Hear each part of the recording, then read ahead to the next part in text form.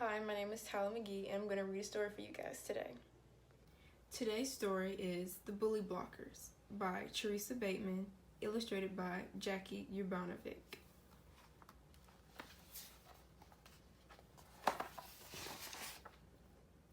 On Monday, Lottie waved to her mother and skipped to school.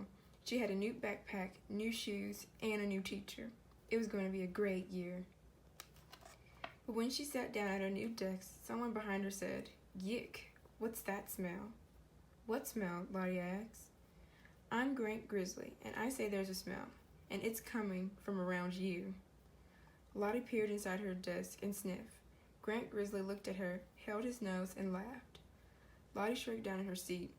"Maybe I do smell," she thought. Her stomach hurt. Her smile slipped. When Lottie got home, she told her little brother Jerome and big sister Lily what had happened. "Should I tell Mrs. Colbert?" Lolly asked. "I don't want to be a tattletale." "All Grant did was say something," Jerome pointed out. "If he does it again, give him a karate chop." "No karate chops," Lily said, frowning. "And it's not tattling to let your teacher know there's a problem. Still, why don't you try ignoring him first? Maybe he'll leave you alone." Lolly decided to try Lily's idea. On Tuesday, she ignored Grant. She ignored the hand that swiped her eraser. She ignored the foot that kicked the back of her chair all morning. She ignored the nasty whispers. Grant never did anything while the teacher was looking, but he didn't leave Lottie alone. If anything, he got worse. "She's so stupid, she doesn't even know when someone's trying to talk to her," he told his friends in the hall, then yelled, "Hey, stupid," right in Lottie's face. Lottie's stomach hurt. Her eyes prickled. She skipped morning recess and went to the nurse's office, but when the nurse asked what was wrong, Lottie couldn't say anything. Later, she told Lily and Jerome what had happened. "Smack him in the nose," Jerome insisted.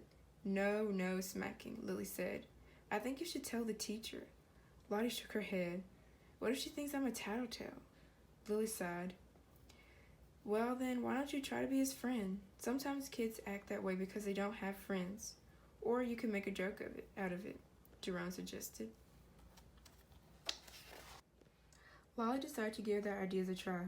On Wednesday, while Mrs. Colbert was talking to a parent in the hall, Lolly smiled at Grant. She asked if he liked baseball. She offered to lend him a pencil when he didn't have one. "I'm allergic to ugly," Grant replied, "and you're giving me a rash." Lolly tried to laugh. "That's funny," she said.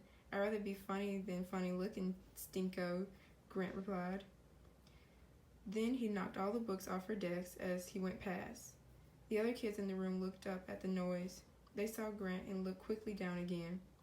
Lottie's stomach hurt, her eyes prickled, and her shoulders dropped. That night, Lolly picked at her dinner. "What's wrong?" her father asked. "You're awfully quiet," her mother said. Lottie tried to smile, but she burst into tears. Lily and Jerome explained everything that had happened. "Why didn't you tell us before?" her mother asked. "Why didn't you tell Mrs. Colbert?" "Tomorrow morning I'm calling your teacher," her father said.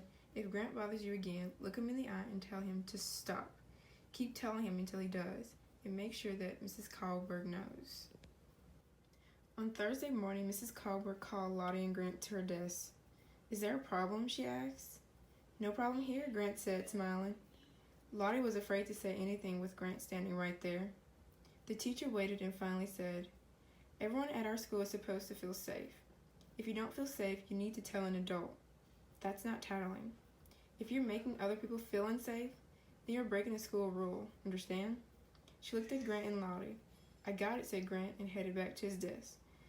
Lottie nodded silently, and Mrs. Colbert leaned forward. "I'll keep an eye out," she said. "So will the other adults." Lottie nodded again, but she wasn't sure it was going to help. At lunch, after checking to make sure no adults were watching, Grant swiped Lottie's dessert. "You're so fat, you don't need cake," he said, stuffing it right in his own mouth. Lottie's knees rattled, and her throat was dry, but she remembered her father's advice. She looked at Grant's face and said, "I don't like what you're doing. Leave me alone." Grant laughed and grabbed her sandwich and grapes. "How are you going to stop me?" he asked and walked away. Lottie wasn't hungry anymore anyway. When she told her family what Grant had done, they were upset. "You're not fat," her mother said. "You actually look sort of okay," Jerome added. "I mean, for a girl." "I'll leave a message again tonight," her father said, "and I'll stop by and see her tomorrow after school." "Did you tell her about this?" Jerome rolled his eyes. "What are teachers going to do?" he asked. "They can't follow her around all day." Lottie thought about what Jerome had said. It was true that Grant usually left her alone when grown-ups were watching, but grown-ups weren't always around. Who was? Suddenly she smiled.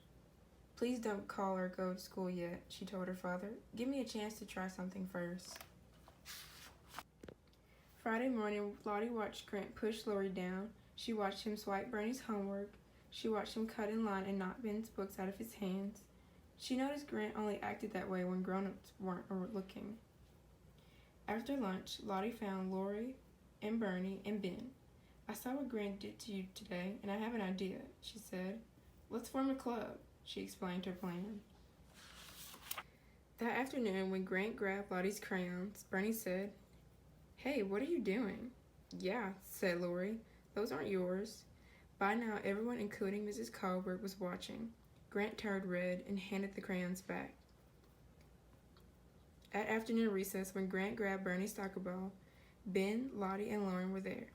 They didn't yell, they just asked loudly what he thought he was doing. The playground supervisor came over to see what they were talking about. Grant gave the ball back. "What business is it yours?" he asked the friends. "It's club business," they replied. On Monday morning, school began a little differently. Mrs. Colbert told the class they were skipping math that day. There have been some problems at the school, so today every class is talking about bullying, safety, and making everyone feel welcome. "How do you feel when someone's bullying you?" she asked. "Sad," said Lori. "Scared," whispered Lottie. "Sick," Bernie added. "Lonely, angry," other children said. Grant was silent. "We could come up with some rules so that people don't have to feel sad, scared, sick, lonely, or angry," Mrs. Colbert asked. There was a pause. Then hands flew up.